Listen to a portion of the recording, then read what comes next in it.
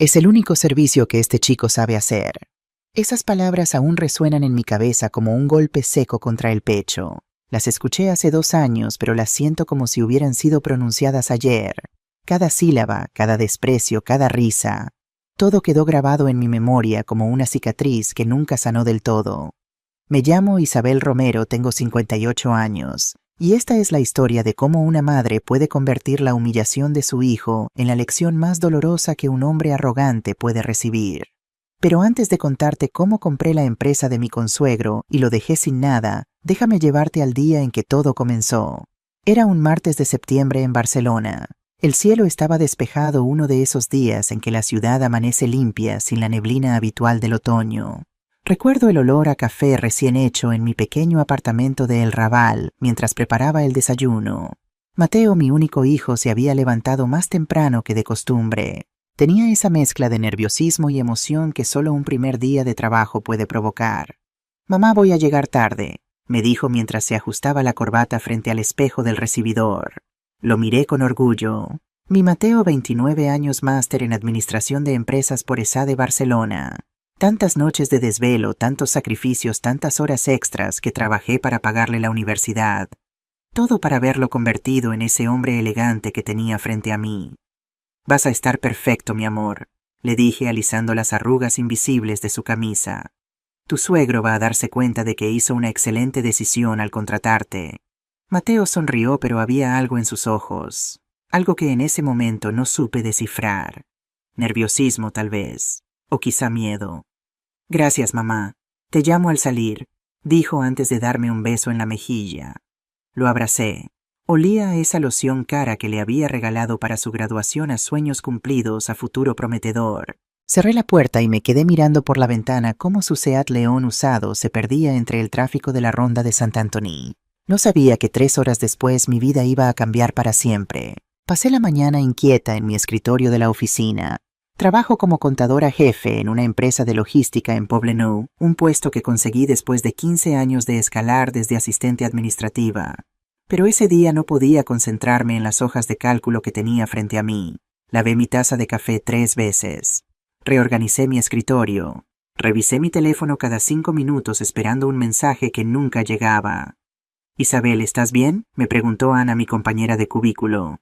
«Te ves nerviosa». «Es Mateo», le expliqué. «Hoy es su primer día en Industrias Santillana». Ana silbó impresionada. «La empresa de componentes electrónicos, ¿verdad, grande? ¿Tienen contratos con BMW?» «Sí», asentí intentando sonreír. «Su suegro Eduardo es el dueño. Le prometió un puesto como gerente de análisis financiero. Pero algo no cuadraba. ¿Por qué Mateo no me había enviado ni un mensaje? Normalmente me escribía, aunque fuera un emoji rápido, cuando llegaba a algún lado». A mediodía la ansiedad se convirtió en algo más fuerte. Una corazonada. Esas que solo las madres tenemos, esas que nos hacen saber sin explicación lógica que algo no está bien. El edificio de Industrias Santillana estaba en la zona industrial de Sant Andreu, un área llena de naves y oficinas que olía a metal y aceite de maquinaria. La fachada era imponente, 5 pisos de cristal y acero con letras doradas que anunciaban el nombre de la empresa. Aparqué mi viejo Renault Clio entre los Mercedes y BMWs del estacionamiento ejecutivo sintiéndome pequeña. Este era el mundo de Eduardo Santillana, un hombre que había construido su imperio desde cero. O eso decía él. Entré por la recepción. Una chica joven con maquillaje perfecto me sonrió con cortesía profesional. «Buenos días, ¿en qué puedo ayudarla?» «Vengo a ver a Mateo Romero», dije intentando sonar casual. Empezó hoy. La recepcionista tecleó en su computadora. Su sonrisa se desvaneció ligeramente. «Un momento, por favor». Esperé de pie sintiendo cómo mi corazón latía cada vez más rápido. Algo no estaba bien. Podía sentirlo en el aire, en el silencio demasiado largo de esa recepcionista, en la forma en que desviaba la mirada. «Señora, creo que el señor Romero está en el área de mantenimiento. Sótano, siga las señales». «¿Mantenimiento?». Las palabras salieron de mi boca antes de que pudiera detenerlas. Mateo era administrador. Tenía un máster de ESADE. ¿Qué hacía en mantenimiento? Pero la recepcionista ya estaba atendiendo otra llamada claramente incómoda. Encontré las escaleras. No quise esperar el elevador.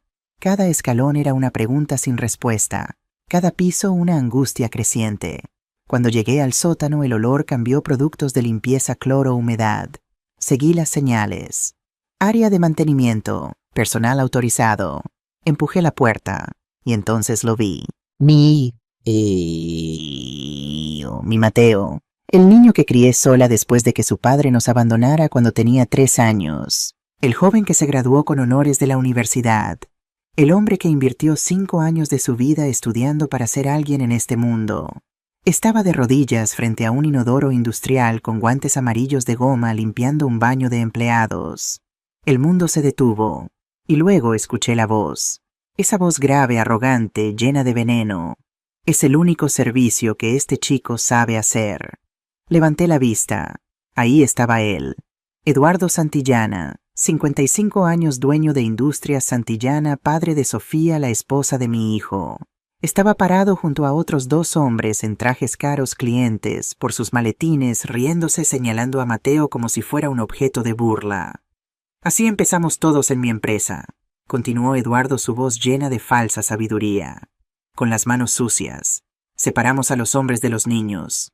Los clientes rieron incómodos pero cómplices. Y a su lado, vestida con un traje sastre negro que probablemente costaba más que mi salario mensual, estaba Sofía. Mi nuera, la mujer que mi hijo amaba con locura, la que juró amarlo en las buenas y en las malas. Estaba sonriendo. No solo sonriendo, se estaba riendo con los ojos brillantes de complicidad, como si la humillación de su esposo fuera el chiste más gracioso del día. Mateo alzó la vista y me vio. Nuestros ojos se encontraron. Vi algo quebrarse dentro de él. Vi la vergüenza convertirse en lágrimas. Vi a mi hijo, mi niño, mi hombre fuerte derrumbarse. Las lágrimas corrieron por su rostro dejando líneas limpias en sus mejillas, manchadas de suciedad. No dijo nada. Solo me miró como rogándome que no hubiera visto eso, como pidiéndome perdón por haber fallado. Pero él no había fallado. Yo lo sabía. Alguien más lo había traicionado. Eduardo Santillana me vio. Su sonrisa se amplió como un tiburón que huele sangre. «Ah, Isabel, qué sorpresa», dijo con esa voz que ahora reconocía llena de condescendencia. «Venías a ver cómo tu licenciadito está aprendiendo el negocio desde abajo, ¿verdad?» Así empezamos todos, con las manos sucias. Quise gritar, quise golpearlo, quise arrancarle esa sonrisa de la cara, pero no dije nada. En ese momento algo cambió dentro de mí, algo frío, calculador, implacable. No iba a gritar, no iba a llorar, no iba a darle esa satisfacción. Solo miré a Vicente una última vez, luego a Sofía, luego a Eduardo. Di media vuelta. Salí de ese edificio con la cabeza en alto y el alma destrozada. Subí a mi Clio, cerré la puerta y saqué mi teléfono con manos que temblaban de furia contenida. Marqué un número que tenía guardado desde hacía años. Javier Durán, un abogado que me había ayudado con mi divorcio 3 décadas atrás. Un hombre que sabía mover montañas cuando se lo pedía. «Licenciado Durán, habla Isabel Romero», dije cuando contestó. Mi voz sonaba extrañamente calmada. «Necesito que investigue algo para mí, y necesito que lo haga rápido». Hubo una pausa. «¿Qué necesitas, Isabel?» «Quiero comprar una empresa. Industrias Santillana. Quiero saber todo, deudas, activos, debilidades, todo. Y quiero que nadie sepa que soy yo quien pregunta». Otra pausa más larga esta vez. «¿Cuánto tiempo tengo, Isabel?» 2 semanas, licenciado, máximo». «Perfecto, haré algunas llamadas».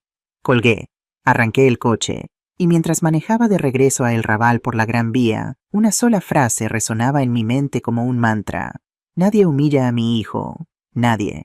Para entender por qué lo que hice después fue posible necesitas saber mi historia. No soy una mujer rica que heredó dinero. No nací en una familia acomodada. Cada euro que tengo lo gané con mis propias manos, gota a gota, sacrificio tras sacrificio. Mateo nació un 23 de abril hace 29 años. Llovía esa madrugada en el Hospital del Mar. Recuerdo el sonido de las gotas contra la ventana mientras lo sostenía por primera vez. Era tan pequeño, tan frágil, tan perfecto. Su padre Ernesto estuvo ahí los primeros 3 años. Después simplemente se fue. Una mañana me desperté y encontré una nota sobre la mesa de la cocina de nuestro pequeño apartamento en Sands. No puedo más con esta responsabilidad. Perdóname. Eso fue todo. Ni una explicación, ni una despedida para su hijo. Solo una nota y el silencio que dejó al cerrar la puerta. Tenía 28 años sin título universitario, sin familia, que me apoyara. Mis padres habían muerto en un accidente de coche cuando tenía 22, con un niño de 3 años que me miraba con esos ojos enormes preguntándome dónde estaba papá. Papá tuvo que irse muy lejos, mi amor, le dije abrazándolo mientras lloraba en silencio. Pero mamá siempre va a estar aquí, siempre. Y cumplí esa promesa. Los primeros años fueron los más duros. Trabajé en todo lo que pude. Primero como mesera en un restaurante de las Ramblas, donde los turistas dejaban propinas generosas y sonreías aunque te dolieran los pies. Después conseguí un trabajo mejor como cajera en un supermercado Mercadona. Pero yo quería más. No para mí podía vivir con poco, sino para Mateo. Así que estudié contabilidad por las noches en una academia pública, mientras mi vecina del cuarto piso, la señora Montserrat, cuidaba a Mateo por unos euros que apenas podía pagarle. Terminé el curso de auxiliar contable en 2 años y conseguí mi primer trabajo de oficina en una pequeña empresa de importaciones. Vivíamos en un apartamento de 45 metros cuadrados en el Raval, en un edificio viejo donde se escuchaban todos los ruidos de los vecinos. 2 habitaciones, un baño, una cocina donde apenas cabíamos los dos. Pero era nuestro hogar y lo llenamos de amor. Recuerdo las tardes haciendo la tarea con Mateo en la mesa del comedor, que también era la mesa de la cocina. Mateo era brillante, sacaba sobresalientes en todo. Los maestros siempre me decían lo mismo. Su hijo tiene un futuro prometedor, señora Romero. Es inteligente, responsable, dedicado. Y yo lo sabía. Veía en sus ojos esa chispa, esa hambre por aprender, esa determinación. La respuesta es simple: inteligencia, paciencia y un poco de suerte. En 2008, cuando la crisis financiera golpeó España, todo el mundo estaba vendiendo. Las acciones de empresas se desplomaron. La gente entraba en pánico. Pero yo había aprendido algo trabajando en importaciones: cuando todos venden por miedo, es momento de comprar. Tenía 10.000 euros ahorrados, cada centavo que había podido guardar en 10 años de trabajo. Era mi fondo de emergencia, mi colchón de seguridad. Pero tomé una decisión. Invertí 8.000 euros en acciones de una pequeña startup tecnológica catalana llamada Innotech Solutions. Hacían software para logística. Nadie les prestaba atención. Sus acciones costaban 2 euros cada una. Todo el mundo me dijo que estaba loca, que iba a perder todo, que una mujer como yo no entendía de inversiones. Pero yo había investigado. Leía todo lo que podía sobre finanzas. Sabía que esa empresa tenía contratos sólidos, un equipo talentoso, y estaba infravalorada por el pánico. 10 años después, en 2018, Innotech fue comprada por una multinacional alemana. Mis acciones, que compré a 2 euros, se vendieron a 85 euros cada una.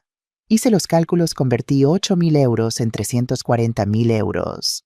Pero no me detuve ahí. Reinvertí ese dinero en bienes raíces cuando los precios estaban en el suelo.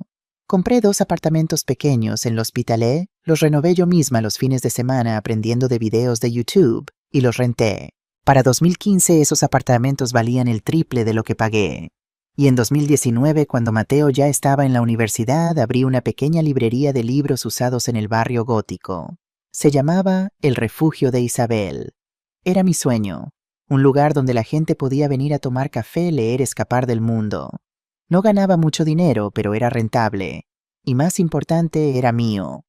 Cuando llegó el COVID en 2020, las librerías pequeñas sufrieron. Pero yo había visto venir la tormenta. Vendí El Refugio a principios de marzo de 2020, justo antes del confinamiento, a un comprador que quería convertirlo en café. Me pagó 180.000 euros por el local y el inventario. Sumando todas las inversiones, los apartamentos rentados, la venta de la librería y mis ahorros de 25 años trabajando como contadora, para septiembre de 2023, tenía exactamente 230.000 euros. Nunca se lo dije a nadie, ni siquiera a Mateo. Seguí viviendo en mi mismo apartamento de El Raval. Seguí conduciendo mi Renault Clio del 2008. Seguí comprando ropa en rebajas de Zara. ¿Por qué? Porque ese dinero no era para vivir lujosamente. Era para mi retiro, para los estudios de mis futuros nietos, para emergencias. Nunca imaginé que la emergencia sería comprar la empresa de mi consuegro para destruir al hombre que humilló a mi hijo. Pero volvamos a Mateo. Cuando terminó el bachillerato, llegó el momento de la decisión más importante de su vida. Mamá, me dijo una tarde de junio sentado en nuestro pequeño sofá, quiero estudiar administración de empresas. Quiero ir a ESADE. Mi corazón se detuvo. ESADE era una de las mejores escuelas de negocios de España, también una de las más caras. ¿Cuánto cuesta? Pregunté aunque ya lo sabía. Había investigado. El máster completo, unos 35.000 euros. Pero mamá, conseguiré becas, trabajaré, no tienes que... Shh, lo interrumpí tomando su mano. Dime por qué ESADE. Porque quiero ser alguien, dijo, sus ojos brillando con determinación. Quiero que algún día te puedas retirar y no tengas que trabajar más. Quiero darte todo lo que tú me diste. Esa noche lloré. Lloré de orgullo. Lloré de miedo también porque sabía lo que significaba ese compromiso financiero. Mateo obtuvo una beca del 50%. Yo pagué el otro 50%, 17.500 euros en total distribuidos en 2 años. Usé parte de las ganancias de mis apartamentos y trabajé horas extra cada fin de semana. Dormía 4 horas diarias, a veces menos. Pero lo logré. Mateo entró a ESADE en 2017 y desde el primer semestre destacó. Venía a casa los viernes por la noche y yo le preparaba su comida favorita, arroz caldoso con mariscos, la receta de mi madre. Nos sentábamos en la sala y me contaba todo. Sus clases, sus proyectos, sus sueños. Algún día voy a tener mi propia empresa, mamá, me decía, sus ojos llenos de ambición joven. Y tú vas a ser la primera accionista, te lo prometo. Lo único que quiero es verte feliz, mi amor, le respondía. Y que seas un hombre de bien. El dinero viene y va, pero la dignidad, esa nunca se pierde. Nunca imaginé que años después esa conversación resonaría en mi cabeza con tanto dolor. Mateo se graduó en 2019 con honores.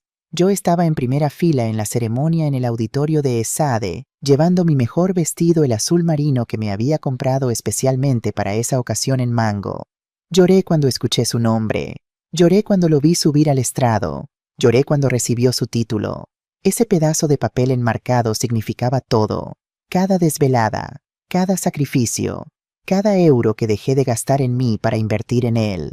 Lo abracé después de la ceremonia, rodeados de familias felices y graduados celebrando. Lo lograste, mi niño, le susurré. Eres un profesional, un máster de ESADE. Lo logramos, mamá, me corrigió, sus ojos húmedos. Esto es tuyo tanto como mío. 2 años después, en 2021, Mateo conoció a Sofía. Fue en una conferencia de negocios en el Hotel Dalby, Barcelona. Ella trabajaba en la empresa de su padre como coordinadora de recursos humanos. Era bonita, educada, de buena familia, según me dijo Mateo. Mamá, creo que es la mujer de mi vida, me dijo con esa luz en los ojos, esa ilusión, ese amor puro que solo se siente la primera vez. La conocí 3 semanas después. Mateo la trajo a cenar a casa. Sofía llegó con un ramo de flores para mí y una sonrisa perfecta. Demasiado perfecta, pensé, pero lo atribuí a nervios. Señora Romero, Mateo habla maravillas de usted, dijo con su acento catalán refinado, el tipo que viene de colegios privados de Les Corts. Es un honor conocerla. Cenamos arroz caldoso, había hecho el esfuerzo de cocinar bien, charlamos. Ella era encantadora. Preguntaba, sonreía, decía todas las cosas correctas, pero había algo que no podía identificar. Una frialdad detrás de esa sonrisa. Una distancia en su mirada cuando me veía. Cuando se fueron esa noche me quedé pensando, ¿era solo mi instinto de madre sobreprotectora? ¿O realmente había algo que me inquietaba? Vicente estaba enamorado. Profundamente. Hablaba de ella todo el tiempo, de sus planes juntos, de la vida que construirían. 6 meses después me anunció el compromiso. Mamá, le pedí matrimonio a Sofía. Dijo que sí. Debía haber estado feliz. Y lo estaba. Pero también sentía un nudo en el estómago. ¿Estás seguro, mi amor?, le pregunté. El matrimonio es para siempre. Tienes que estar completamente seguro. Nunca he estado más seguro de algo en mi vida, mamá, respondió sin dudar. La boda fue en el jardín de la casa de los Santillana, una mansión en Pedralbes que parecía sacada de una revista. Jardines impecables diseñados por paisajistas profesionales. Fuentes de piedra catalana. Servicio de catering para 200 personas. Yo llegué sola conduciendo mi Clio entre los Mercedes y Audis de los invitados, con mi vestido beige que me había comprado en las rebajas de El Corte Inglés. Me senté en las sillas de la familia del novio, rodeada de gente que no conocía. Gente con apellidos compuestos y relojes Rolex. Gente que me miraba de arriba a abajo preguntándose quién era esa mujer modesta que no encajaba. Los escuché susurrar. Es la madre del novio. Vino sola, Neil. Escuché que es viuda o divorciada. Trabaja en algo de oficinas. Pobrecita, conocí a Eduardo Santillana ese día. Alto corpulento traje italiano que probablemente costaba 3.000 euros, reloj de oro que brillaba bajo el sol de junio. Tenía esa sonrisa de hombre que está acostumbrado a que todos hagan lo que él dice. Así que tú eres la famosa Isabel, me dijo cuando me presentaron su apretón de manos demasiado firme como marcando territorio. Mateo me ha hablado de ti, una mujer trabajadora, admirable. Había condescendencia en su voz, como si trabajadora fuera un eufemismo para pobre. Gracias, señor Santillana, respondí con calma. Mateo es un gran hombre. Estoy segura de que será un excelente esposo para su hija. Eso espero, dijo su sonrisa sin llegar a sus ojos. Sofía merece lo mejor, y yo me encargo de que siempre tenga lo mejor. Su esposa Carmen fue más sutil, elegante, distante. Me saludó con una sonrisa educada y luego desapareció entre los invitados de Pedralbes y Sant Cugat. La ceremonia fue hermosa. Mateo lucía nervioso pero feliz en su esmoquín alquilado. Sofía radiante con su vestido de novia que debió costar más de lo que yo ganaba en un año. Cuando se dijeron, sí acepto, sentí una mezcla de alegría y melancolía. Mi niño ya era un hombre casado, ya no era solo mío. En la recepción bailé con Mateo una pieza lenta. Amor eterno, de Rocío Dúrcal. Eres el hombre más importante de mi vida, Mateo. Le susurré mientras bailábamos. Nunca lo olvides. Y tú eres la mujer más fuerte que conozco, mamá, respondió besándome la frente. Todo lo que soy te lo debo a ti. No sabía que un año después, ese mismo hombre estaría de rodillas limpiando baños humillado por el padre de la mujer que amaba. Después de dejar Industrias Santillana ese martes terrible, conduje directamente a Poblenou, al edificio de oficinas donde trabajaba Javier Durán. Javier tenía 62 años, cabello canoso, perfectamente peinado, traje gris de corte impecable. Me había ayudado con mi divorcio de Ernesto hace 26 años, cuando las leyes no favorecían mucho a las mujeres. Era caro, muy caro, pero era el mejor. Su secretaria me hizo pasar inmediatamente cuando le dije que era urgente. Isabel me saludó levantándose de su escritorio de caoba. Han pasado años. ¿Qué te trae por aquí? Necesito comprar una empresa, dije sin rodeos. Y necesito hacerlo de forma que el dueño actual no sepa que soy yo hasta que sea demasiado tarde. Javier levantó una ceja, pero no pareció sorprendido. Había visto de todo en sus 35 años como abogado. Siéntate, cuéntame todo. Le conté la historia completa, cada detalle, cómo había encontrado a Mateo, lo que Eduardo dijo, la humillación, las lágrimas de mi hijo. Cuando terminé, Javier se quedó en silencio un momento largo. ¿Sabes lo que me estás pidiendo, Isabel? Sí. Una adquisición hostil encubierta, investigación financiera, creación de empresa pantalla. Estamos hablando de trabajo legal intenso y caro. ¿Cuánto? Mis honorarios para algo así.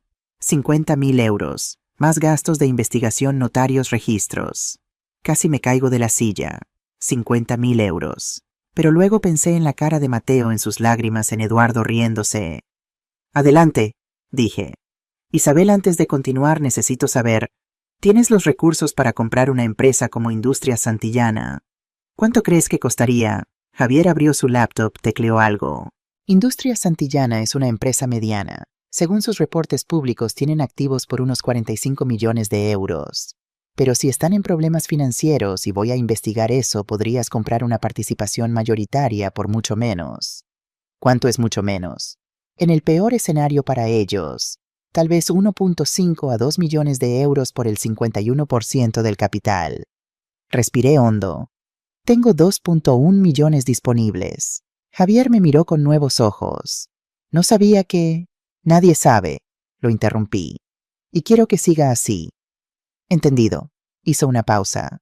Isabel, ¿estás absolutamente segura? Una vez que empecemos no hay marcha atrás. Y si la empresa está peor de lo que pensamos, podrías perder todo tu dinero. Javier, le dije mirándolo directamente, mi hijo tiene un máster por el que trabajé años para pagar. Lo humillaron. Lo pusieron de rodillas a limpiar baños mientras su suegro lo llamaba inútil. ¿Crees que me importa el dinero? Asintió lentamente. Entiendo. Dame una semana para la investigación preliminar. Voy a usar contactos discretos. Nadie sabrá que estamos mirando. Esa semana fue la más larga de mi vida. Mateo había vuelto a su apartamento con Sofía en Example, un lugar bonito que descubriría después estaba a nombre de Industrias Santillana, no de ellos. Me llamaba todos los días.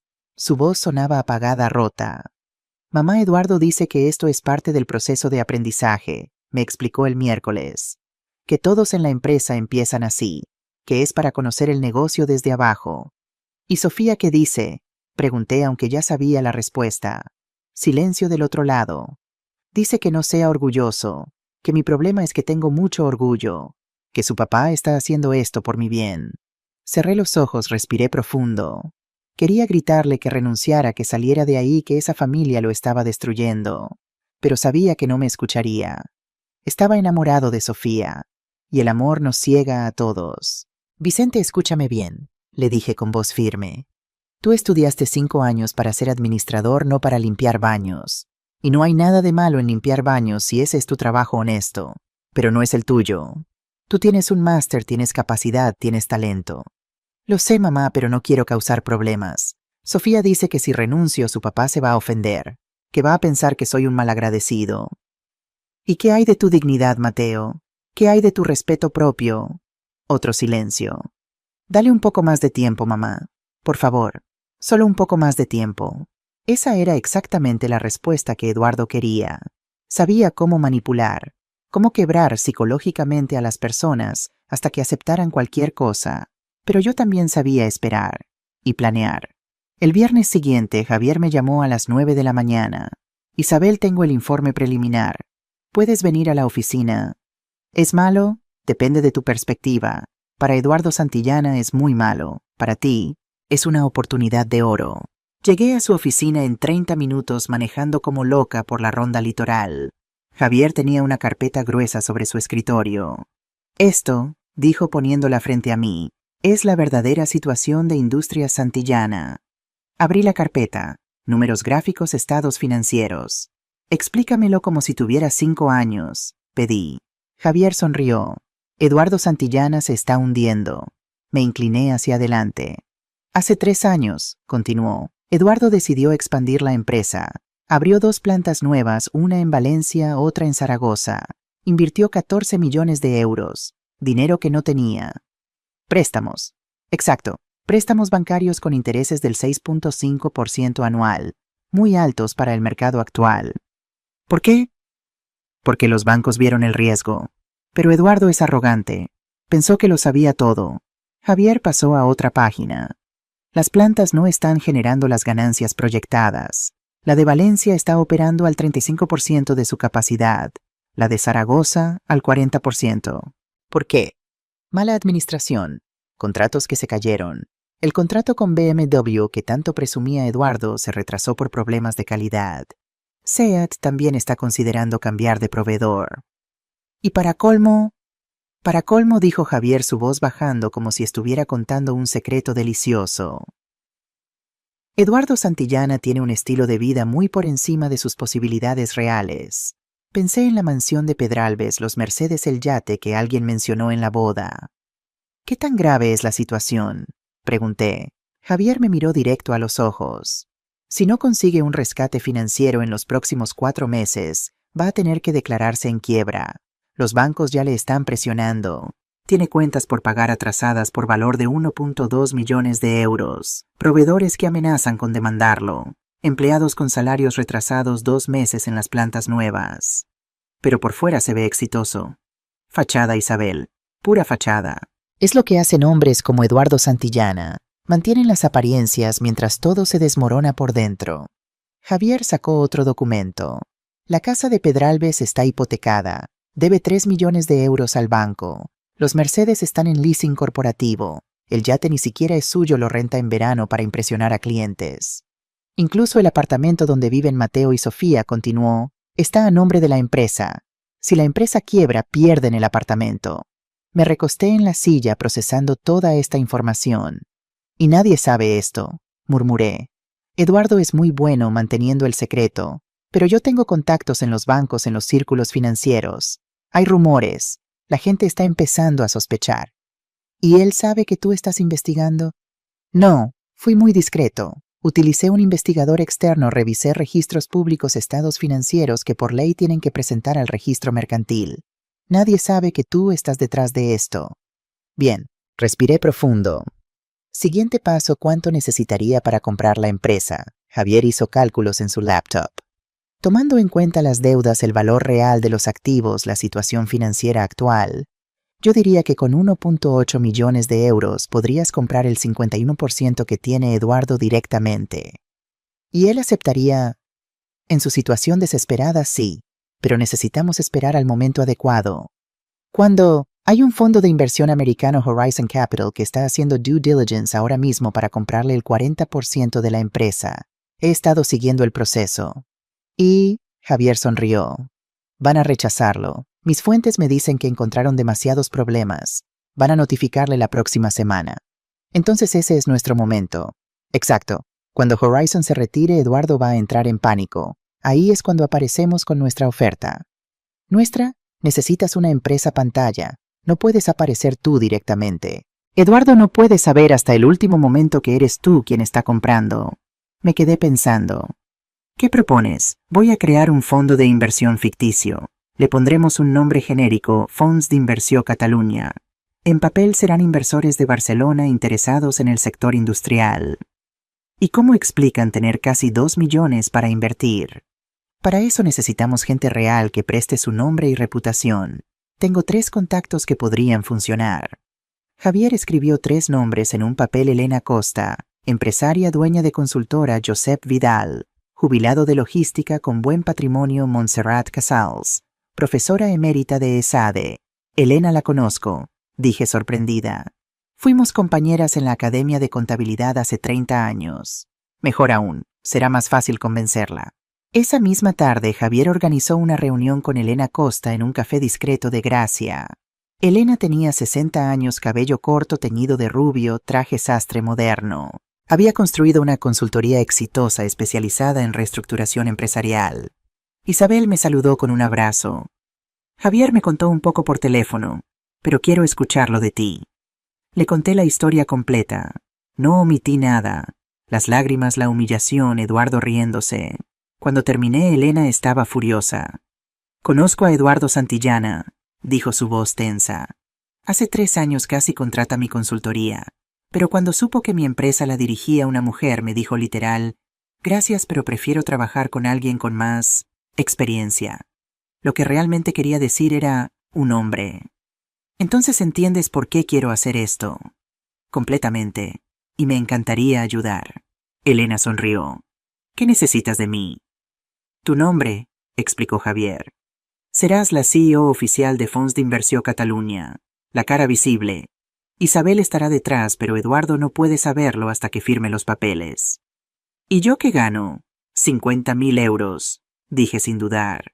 Por un mes de trabajo más o menos. Elena silbó, generosa. Esto no es sobre dinero para mí, es sobre justicia. Me gusta. Elena extendió su mano. Cuenta conmigo.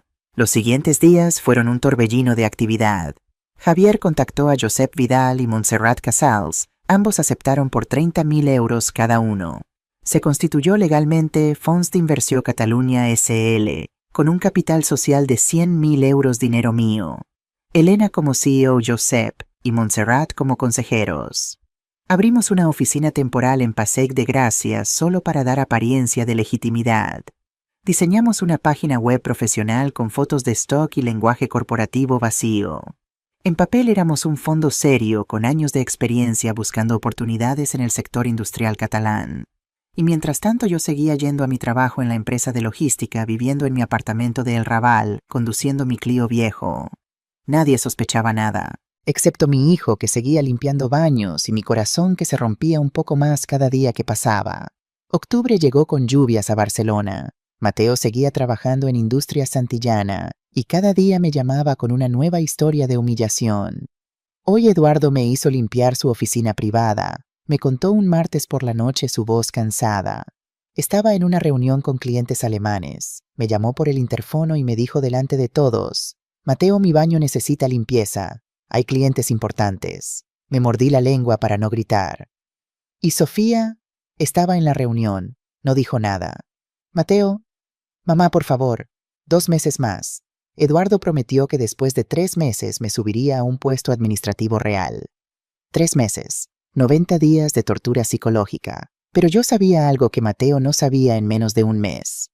Eduardo Santillana recibiría la peor noticia de su vida. El 15 de octubre, Javier me llamó emocionado. Pasó. Horizon Capital se retiró.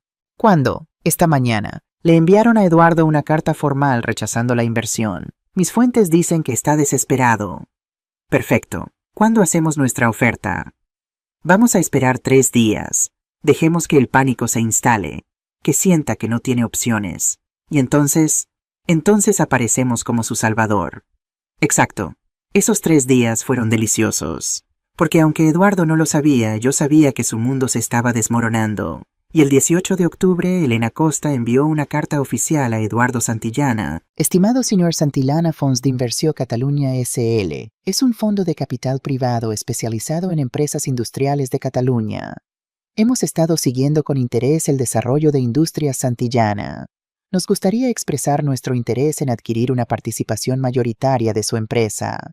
Estamos preparados para hacer una oferta formal de 1.8 millones de euros por el 51% del capital social. Si está interesado en discutir esta oportunidad, por favor, contáctenos en las próximas 48 horas. Tenemos otros prospectos en evaluación y necesitamos una respuesta rápida. Atentamente, Elena Costa, CEO, Fons d'Inversión Catalunya. No tuvimos que esperar 48 horas. Eduardo llamó 6 horas después. Elena puso el altavoz para que Javier y yo pudiéramos escuchar desde su oficina.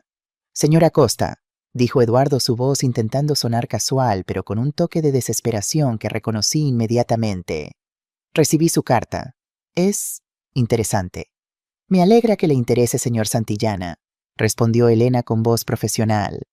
Como mencionamos, tenemos un timeline apretado. Entiendo, pero 1.8 millones por el 51% es conservador. Mi empresa vale mucho más. Con todo respeto, dijo Elena, su tono enfriándose. Nuestro análisis financiero preliminar sugiere que 1.8 millones es una oferta justa dada la situación actual del mercado y otras consideraciones. El silencio del otro lado fue revelador. Eduardo entendió el mensaje. Sabemos que estás en problemas. ¿Qué otras consideraciones? Preguntó su voz tensa. Preferimos discutir los detalles en persona. Estaría disponible para una reunión el próximo lunes. Necesito hablar con mi abogado primero. Por supuesto, pero recuerde 48 horas para respuesta inicial. El lunes sería ideal. Llamaré mañana. Colgó. Elena, Javier y yo nos miramos. Está asustado, dije. Muy asustado, confirmó Javier. Va a aceptar. Esa misma semana algo cambió en Mateo. Era jueves por la noche. Sonó el timbre de mi apartamento a las 10 p.m. Cuando abrí, Mateo estaba ahí con una maleta pequeña, los ojos rojos, oliendo a productos de limpieza. Se derrumbó en mis brazos. Lloró como no había llorado desde niño. Lloró hasta quedarse sin voz.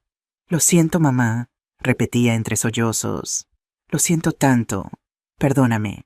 Lo abracé, le acaricié el cabello como cuando tenía 5 años y tenía pesadillas. No tienes nada de qué disculparte, mi amor. Nada. ¿Me escuchas? Nada. Sofía dice que soy un fracasado, que cualquier hombre real aguantaría esto, que su padre tiene razón sobre mí. Sentí rabia pura, ardiente. ¿Dónde está Sofía ahora? En casa.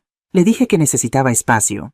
Ella dijo que si me venía aquí era porque era un niño de mamá. Mateo, mírame.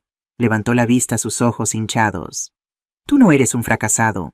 Eres un hombre con un máster de ESADE. Eres talentoso, inteligente, trabajador. Y si Sofía no puede ver eso, entonces ella es la que tiene el problema. Pero la amo, mamá. Lo sé, hijo, pero el amor no debe dolerte así. El amor no debe hacerte sentir pequeño. Esa noche se quedó en su antigua habitación. Yo me quedé despierta en la sala mirando el techo pensando. Pensé en cada sacrificio que hice, en cada peso que gasté en su educación, En cada promesa que le hice de que si trabajaba duro, si estudiaba, si era un hombre de bien, el mundo le abriría las puertas. Y el mundo le había escupido en la cara. Pero yo no iba a permitirlo. Tomé mi teléfono, marqué a Javier. Acelera todo, le dije cuando contestó aunque eran las 2 a.m. Quiero esa empresa lo antes posible. Isabel, son las... Lo sé qué hora es, ¿puedes hacerlo o no? Hubo una pausa. Puedo. La reunión con Eduardo es el lunes. Si todo sale bien, podríamos cerrar en 3 semanas. Hazlo. El lunes 23 de octubre amaneció gris en Barcelona. Llovía suavemente esas lluvias de otoño que mojan sin hacer ruido. La reunión estaba programada para las 10 a.m. en el Hotel Arts, en una sala privada que Javier había reservado. Neutro, profesional, no en territorio de Eduardo. Yo no iba a estar presente. Era demasiado arriesgado. Pero Javier instaló un micrófono discreto en la sala y yo escucharía todo desde una habitación del hotel 2 pisos arriba con audífonos. A las 9:45 a.m. llegaron Elena, Joseph y Montserrat. Los vi entrar al lobby desde mi ventana. Profesionales serios, convincentes. A las 10:00 en punto Eduardo Santillana entró. Desde mi ventana pude ver su Mercedes S-Class negro lease corporativo, ahora lo sabía siendo entregado al ballet. Eduardo llevaba un traje impecable, pero incluso desde lejos podía ver que lucía cansado. Ojeras, tensión en los hombros. Me puse los audífonos. Señor Santillana, gracias por venir. Escuché la voz de Elena clara y profesional.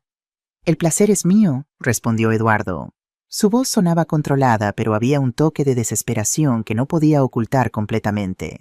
Permítame presentarle a mis socios.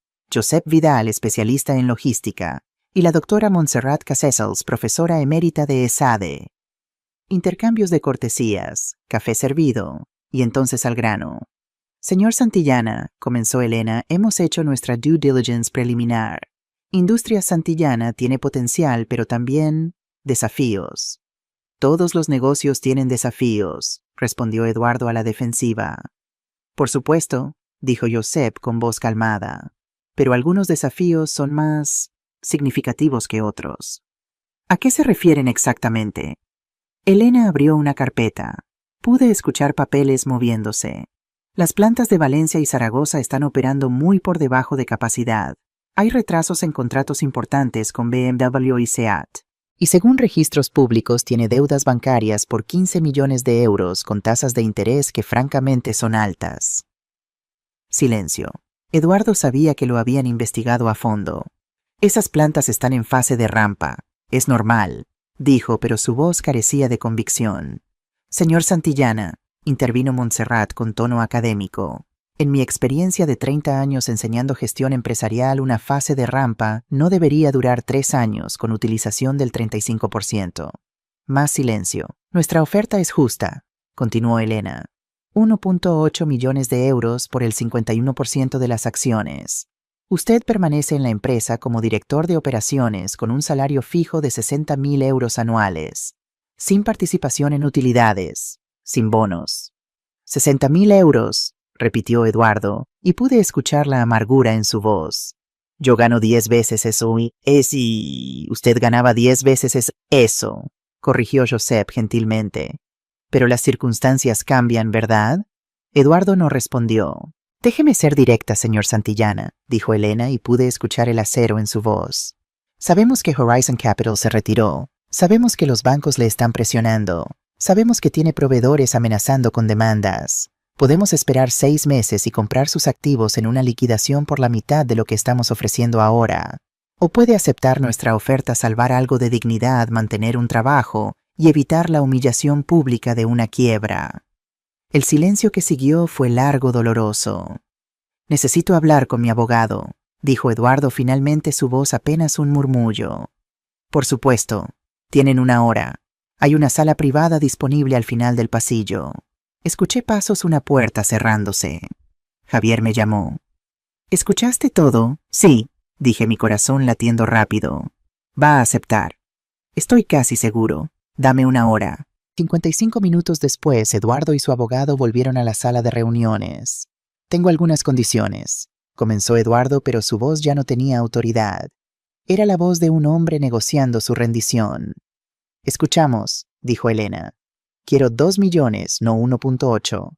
1.8 es nuestra oferta final. 1.9. 1.8 o nos retiramos ahora mismo. Otra pausa larga. Está bien, dijo Eduardo y pude escucharlo rendirse. 1.8. Perfecto, respondió Elena. Tenemos los documentos preliminares preparados. Una vez firmados, tenemos 2 semanas para el cierre definitivo. Nuestra agente de due diligence legal entrará mañana mismo a revisar todo. 2 semanas, 2 semanas. Es no negociable. Tenemos abogados, contadores, auditores listos. Esto se puede hacer rápido. Yo acepto. Escuché papeles moviéndose, plumas escribiendo. Y entonces la voz de Javier. Señor Santillana, hay un último detalle que nuestros inversionistas principales quieren aclarar con usted. Un asunto personal. Personal. Sí. Verá, hay algo que debe saber sobre quién realmente está detrás de esta inversión.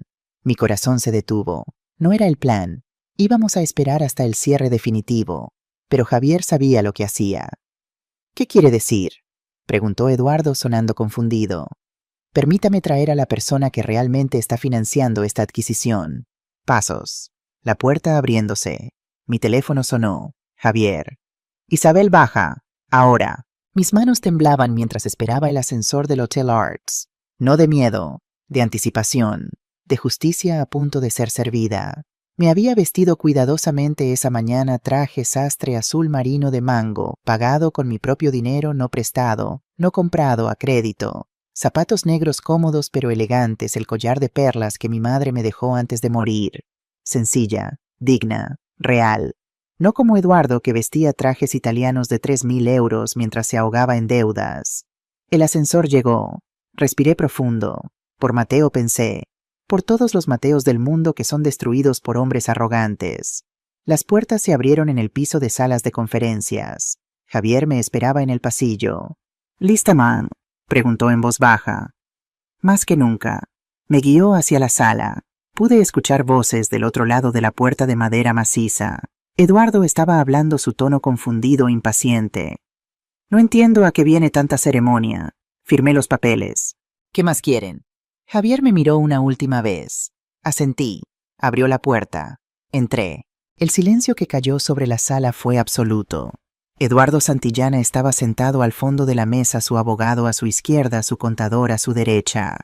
Cuando me vio, su rostro pasó por una secuencia fascinante de emociones. Primero confusión. ¿Qué hacía yo ahí? Después reconocimiento.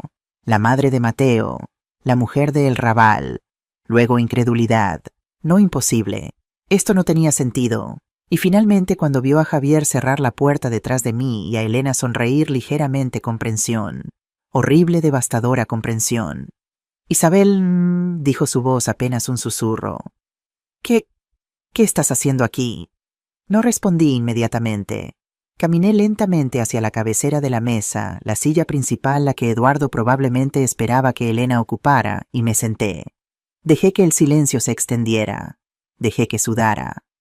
«Buenos días, Eduardo», dije finalmente, mi voz tan calmada como la superficie de un lago antes de la tormenta. No entiendo», balbuceó. Sus manos se aferraron al borde de la mesa. «¿Qué haces aquí? ¿Dónde están los inversores reales?», Elena habló desde su asiento. «Permítame presentarme formalmente, señor Santillana. Soy Elena Costa, CEO de Fons d'Inversió Catalunya. Pero la verdadera propietaria del fondo, la mujer que acaba de comprar el 51% de su empresa por 1.8 millones de euros. Se detuvo dejando que el momento se extendiera. Es Isabel Romero. Eduardo se puso de pie tan bruscamente que su silla cayó hacia atrás con un estruendo. No, esto es imposible. Tú no tienes ese dinero. Vives en el Raval, conduces un Renault viejo. Siéntate, Eduardo, dije con voz fría. No voy a sentarme, esto es fraude. Es conspiración, voy a demandarlos a todos. Su abogado, un hombre de unos 50 años con expresión incómoda, le puso una mano en el brazo. Eduardo, cálmate. Déjame revisar los documentos. Tomó los papeles que Eduardo había firmado hacía apenas 10 minutos. Los leyó cuidadosamente. Su cara se puso pálida. Eduardo, dijo en voz baja, esto es completamente legal. Firmaste un acuerdo de compraventa con Fons d'Inversió Catalunya. No hay ninguna cláusula que exija que la propietaria final del fondo se identifique antes del cierre. Pero ella me engañó. No, corrigió Javier sacando una carpeta gruesa. Todos los documentos están en orden. Fons d'Inversió Catalunya es una empresa legalmente constituida. Elena Costa es su CEO registrada. Los otros inversores son personas reales con patrimonio verificable. Isabel Romero es la accionista mayoritaria del fondo, lo cual no viola ninguna ley. Esto es... Eduardo buscaba palabras, su cara roja de furia. Humillante, terminé la frase por él. Vergonzoso, te hace sentir pequeño. Me puse de pie. Caminé lentamente hacia donde estaba. Ahora sabes cómo se sintió mi hijo, de rodillas, en un baño, mientras tú te reías. Eduardo me miró con odio puro. Yo estaba enseñándole, probándolo. Cualquier hombre real habría aguantado. No, dije, mi voz subiendo por primera vez. No estabas enseñándole nada, estabas destruyéndolo, por tu propia diversión cruel, porque te hacía sentir poderoso. Mateo es débil, no merece a mi hija. Débil, me reí sin humor. Mateo tiene un máster de ESADE con honores. Mateo trabajó desde los 16 años mientras estudiaba. Mateo es más hombre en su dedo meñique que tú en todo tu cuerpo inflado de arrogancia. Tú no sabes nada de negocios. Vas a hundir mi empresa en 6 meses. Tu empresa, repetí. Detengámonos ahí un segundo, Eduardo. Ya no es tu empresa. Es mi empresa. Tú ahora trabajas para mí. Lo dejé asimilar eso. Y sobre hundirla en 6 meses. Querido Eduardo, tú ya la hundiste. Tienes 15 millones de euros en deudas. Contratos perdidos. Proveedores demandándote. Empleados con salarios atrasados. Yo no voy a hundirla. Voy a salvarla. De ti. Eduardo se dejó caer en su silla, cubrió su cara con las manos. Su abogado y su contador intercambiaron miradas incómodas. ¿Cómo? Murmuró Eduardo. ¿Cómo tienes ese dinero? Me senté de nuevo en la cabecera de la mesa. Porque a diferencia de ti, Eduardo, yo no gasto dinero que no tengo. No conduzco Mercedes de lease. No vivo en mansiones hipotecadas. No rento yates para impresionar a clientes. Saqué mi propio documento 1 que Javier había preparado. Compré acciones cuando todo el mundo vendía por pánico en 2008. Invertí en bienes raíces cuando estaban baratos. Abrí un negocio y lo vendí en el momento perfecto. Trabajé cada día de mi vida desde los 28 años, ahorrando, construyendo, planeando. Deslicé el documento hacia él. Este es mi estado financiero certificado. Como verás, los 1.8 millones que acabo de pagar por tu empresa representan aproximadamente el 85% de mi patrimonio total. Es casi todo lo que tengo. Eduardo lo miró sus ojos, escaneando los números. Cuando levantó la vista había algo nuevo en su expresión: miedo. ¿Apostaste todo por esto? ¿Por venganza? No por venganza, corregí. Por justicia, hay una diferencia. Me incliné hacia adelante. Escúchame bien, Eduardo Santillana. No me importa el dinero. Si pierdo cada euro en esta empresa no me importa, porque hay cosas que valen más que el dinero. ¿Cómo qué? La dignidad de mi hijo.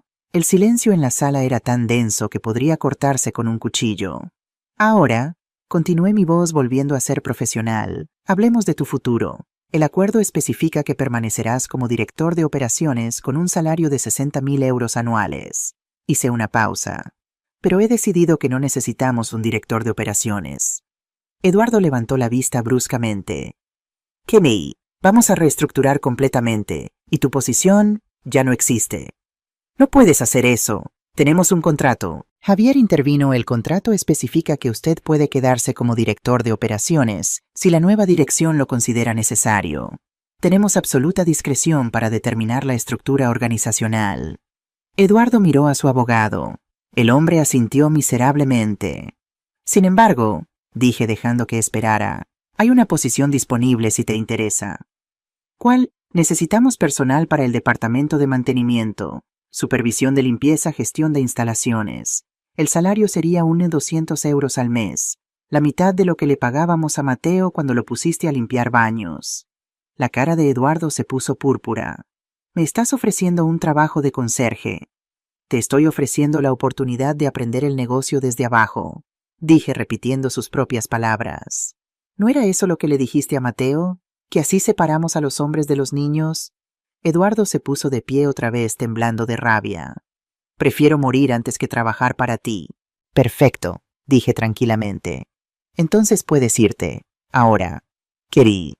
Esto es propiedad privada, mi propiedad, y si no eres empleado eres invasor. Así que te sugiero que tomes tus cosas y te vayas. Eduardo me miró buscando algún rastro de la mujer humilde que conoció en la boda de Sofía.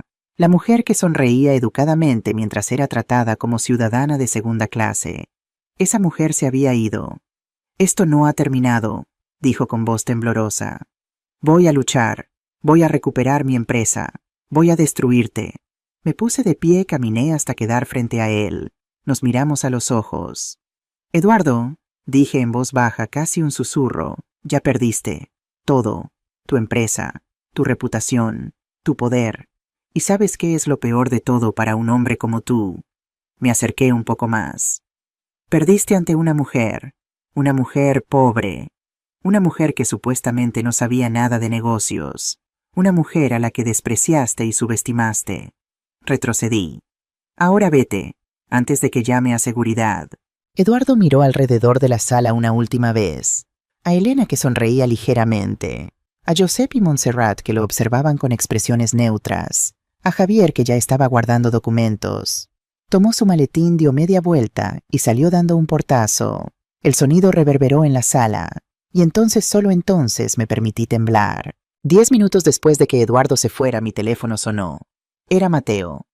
Mamá, su voz sonaba confundida. Acaba de pasarme algo muy raro. ¿Qué pasó, hijo?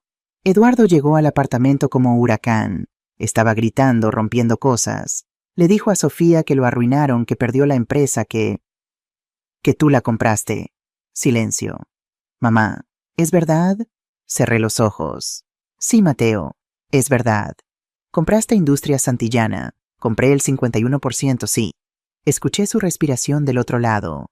¿Con qué dinero, mamá? Esa empresa vale millones. Tengo ahorros que no conocías, inversiones, dinero que guardé durante 30 años. ¿Y lo gastaste? Todo, casi todo, 1.8 millones de euros. Mamá, no. Su voz se quebró. No tenías que hacer eso. Sí tenía que hacerlo. Pero es tu retiro, es tu seguridad, Era ver a mi hijo destruido o hacer algo al respecto. No fue una decisión difícil, Mateo. Escuché que lloraba del otro lado. No lo merecías, dijo entre sollozos. Tú no merecías ser humillado. Nadie merece eso. Hubo una pausa larga. Sofía está furiosa, dijo finalmente. Dice que destruiste a su familia, que soy cómplice, que quiere el divorcio. Esperé a que continuara. ¿Y sabes qué, mamá? Le dije que está bien, que lo entiende, que si ella ve esto como que destruiste a su familia en lugar de verlo como que su padre me destruyó a mí primero, entonces nunca me amó realmente. Mateo. No, mamá. Tienes razón. Siempre tuviste razón. Esta familia, Sofía, Eduardo, me estaban usando. Me veían como menos que ellos. Y yo estaba tan enamorado que no quise verlo. ¿Dónde estás ahora? Salí del apartamento. Estoy en un café cerca de Sagrada Familia. No sé qué hacer. Ven a casa, dije. Tenemos mucho de qué hablar. ¿Sobre qué? Sonreí. Sobre tu nuevo trabajo. Esa tarde en mi apartamento de El Raval le expliqué todo a Mateo. Le conté sobre la investigación, sobre Javier, Elena y el plan, sobre cómo había construido mi fortuna durante décadas, sobre cada paso del proceso. Cuando terminé se quedó en silencio largo rato. No sé si sentirme asombrado o aterrado, dijo finalmente. ¿Por qué aterrado? Porque mi madre de 58 años es más astuta y más despiadada que cualquier persona que conozca. Me reí. No soy despiadada, soy justa. ¿Cuál es la diferencia? Eduardo se merecía lo que le pasó. Yo solo aceleré las consecuencias de sus propias decisiones. Mateo asintió lentamente. Entonces, ¿qué pasa ahora con la empresa? Ahí es donde entras tú. Le pasé un folder que Javier había preparado. ¿Qué es esto? Tu nombramiento como director general de Industria Santillana. Efectivo inmediatamente. Mateo abrió el folder, leyó el documento. Sus ojos se fueron agrandando. Mamá, no puedo. No estoy listo. La empresa está en crisis, tiene deudas enormes, contratos perdidos. No tengo experiencia para esto. Tienes un máster de ESADE con honores. Trabajaste 3 años en consultoría antes de que Eduardo te contratara.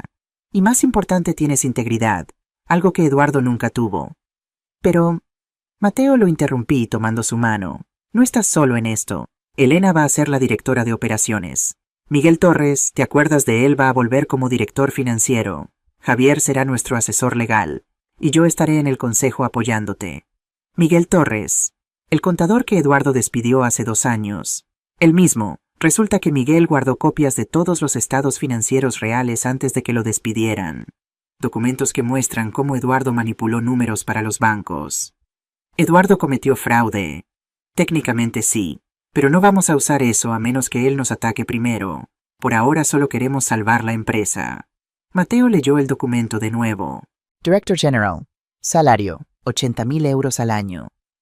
Más participación en utilidades cuando las haya. Es un trabajo real, Mateo, con responsabilidades reales, no limpiando baños. Cerró los ojos, respiró profundo. ¿De verdad crees que puedo hacerlo? Sé que puedes. Abrió los ojos, me miró. ¿Por qué, mamá? ¿Por qué hiciste todo esto? Porque nadie humilla a mi hijo, nunca, y porque quería que aprendieras algo.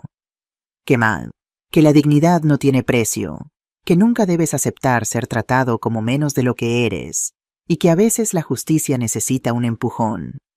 Mateo me abrazó. Gracias, mamá, por todo, siempre. Siempre, mi amor. El miércoles siguiente, Mateo y yo llegamos a Industrias Santillana a las 8 de la mañana. Esta vez estacioné mi Renault Clio en el espacio marcado Presidenta del Consejo. Mateo estacionó su Seat León en Director General. Los guardias de seguridad nos miraron confundidos. Claramente Eduardo no les había informado del cambio. Buenos días, les dije educadamente. Soy Isabel Romero, nueva propietaria. Este es Mateo Romero, el nuevo director general. Les mostré los documentos legales que Javier había preparado. El guardia mayor, un hombre de unos 60 años llamado Paco, según su gafete, leyó los documentos cuidadosamente. ¿Usted es la madre del chico que estaba limpiando?, preguntó con cautela. Soy su madre, sí. Paco sonrió. Bien hecho, señora. Ese Eduardo era un... Se detuvo recordando que estaba hablando del ex jefe. ¿Un qué, Paco? Un hombre difícil, señora. Puedes decirlo, era un cabrón. Paco se rió. Bienvenida a su empresa, señora Romero. Entramos al edificio. Los empleados que llegaban temprano nos miraban con curiosidad. Algunos reconocieron a Mateo, el chico de limpieza, y susurraban. Subimos al 5º piso, la oficina principal, la que había sido de Eduardo. Mateo se detuvo en la puerta. No puedo, dijo. Esta oficina, este escritorio, es de él. Era de él, corregí. Ahora es tuya. Pero, Mateo, si vas a dirigir esta empresa, necesitas ocupar el espacio, literalmente y figurativamente. Respiró profundo, entró. La oficina era ostentosa. Escritorio de caoba maciza, sillas de cuero italiano, vista panorámica de Barcelona. En las paredes fotos de Eduardo con políticos, con clientes importantes, con su familia en el yate. Lo primero que haremos, dije, es sacar todas estas fotos. Empezamos a descolgarlas. Detrás de una encontramos una caja fuerte empotrada. Interesante, murmuró Mateo. Llama a Elena. Ella sabrá cómo abrirla. Elena llegó 20 minutos después con un cerrajero profesional. Tardó 10 minutos en abrirla. Dentro había 15.000 euros en efectivo, documentos de propiedades. Y esto fue interesante, una libreta con anotaciones a mano. Elena leyó la libreta, su expresión oscureciéndose. ¿Qué es?, preguntó Mateo. Pagos no registrados. ¿A proveedores, a clientes? Eduardo estaba llevando una contabilidad paralela. ¿Es legal? Absolutamente no. Esto es evasión fiscal. Miré a Mateo. Guárdalo en un lugar seguro. Puede ser útil si Eduardo decide atacarnos. A las 10 a.m. convocamos a todos los empleados a la sala de conferencias principal. Los 120 trabajadores de la sede central de Barcelona se apretujaron en el espacio nerviosos, susurrando. Muchos habían escuchado rumores. Sabían que algo grande había pasado. Me puse de pie en el pequeño estrado. Buenos días, comencé. Mi nombre es Isabel Romero. A partir de ayer soy la nueva propietaria de Industrias Santillana. Murmullos, miradas confundidas. Sé que muchos están preocupados por sus empleos, así que seré directa, nadie será despedido. Los murmullos se convirtieron en susurros de alivio. De hecho, vamos a hacer una revisión completa de todas las compensaciones para asegurarnos de que todos reciban salarios justos, empezando por aquellos cuyos sueldos han estado atrasados. Más murmullos, esta vez positivos. Esta empresa ha pasado por tiempos difíciles, continué. Sé que muchos de ustedes han trabajado sin ver aumentos en años, algunos incluso con salarios retrasados. Eso termina hoy. Hubo aplausos tímidos. Los pagos atrasados, 2.1 millones de euros en total, serán cubiertos esta semana. Tengo la transferencia bancaria preparada. Los aplausos se hicieron más fuertes. Ahora quiero presentarles a alguien. Le hice señas a Mateo. Se puso de pie visiblemente nervioso. Él es Mateo Romero. Tiene un máster en Administración de Empresas de ESADE y a partir de hoy es su nuevo director general. Los aplausos se detuvieron. La confusión volvió. Algunos empleados se miraron entre sí. Los reconocí, habían estado ahí aquel día terrible en septiembre. Habían visto a Mateo de rodillas limpiando. Un hombre mayor con overol de mecánico, su gafete decía: Carlos. Levantó la mano. Señora, con respeto. Ese joven es el que el señor Eduardo tenía limpiando baños hace un mes. Es correcto, Carlos, respondí. Mi hijo fue puesto a limpiar baños por Eduardo Santillana. ¿Y saben por qué? Silencio. Porque Eduardo Santillana era un hombre que confundía humillación con enseñanza, que confundía crueldad con liderazgo, que pensaba que destruir a alguien era la forma de probar su valía. Miré alrededor de la sala. ¿Cuántos de ustedes han sido gritados por Eduardo? Lentamente manos se levantaron, más de la mitad. ¿Cuántos han sido amenazados con despido por errores mínimos? Más manos. ¿Cuántos han llorado en el baño después de una reunión con él? Casi todas las mujeres levantaron la mano. Y algunos hombres también. Exacto. Eduardo Santillana dirigía esta empresa con miedo. Y ahora se preguntan si Mateo puede hacerlo mejor. Le hice señas a Mateo para que hablara. Él se aclaró la garganta. Muchos de ustedes me vieron hace 2 meses. Comenzó su voz temblando ligeramente. Me vieron limpiando baños, limpiando pisos, vaciando basura. Hizo una pausa. Algunos se rieron, otros sintieron pena. Y algunos como tú, Carlos, me trajeron comida cuando pensaban que nadie miraba. Carlos se puso rojo. Hoy estoy aquí no para vengarme de nadie, sino para construir una empresa donde nadie sea humillado, donde el trabajo honesto sea respetado. Su voz se hizo más fuerte.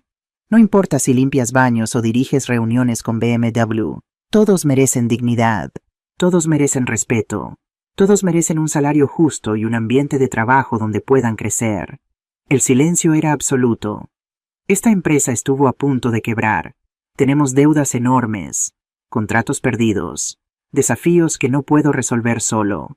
Mateo miró alrededor de la sala. Pero si trabajamos juntos con respeto mutuo, con honestidad, sin miedo, podemos salvarla. Podemos hacer que Industrias Santillana sea un lugar donde la gente quiera trabajar, no un lugar del que quieran escapar. Hubo un momento de silencio, y entonces Carlos, el mecánico de 60 años, empezó a aplaudir. Otros se unieron. Lentamente al principio, luego más fuerte. En 30 segundos toda la sala estaba de pie aplaudiendo. Mateo tenía lágrimas en los ojos. Yo también, porque en ese momento supe que habíamos ganado, no solo la empresa, sino los corazones de las personas que realmente la mantenían funcionando. 3 días después recibí una llamada de Carmen Santillana. Isabel, dijo su voz fría, controlada, necesitamos hablar. No tenemos nada de qué hablar, Carmen. Por favor, 5 minutos, como madres. Dudé, pero la curiosidad ganó. Está bien, habla. Lo que hiciste fue cruel.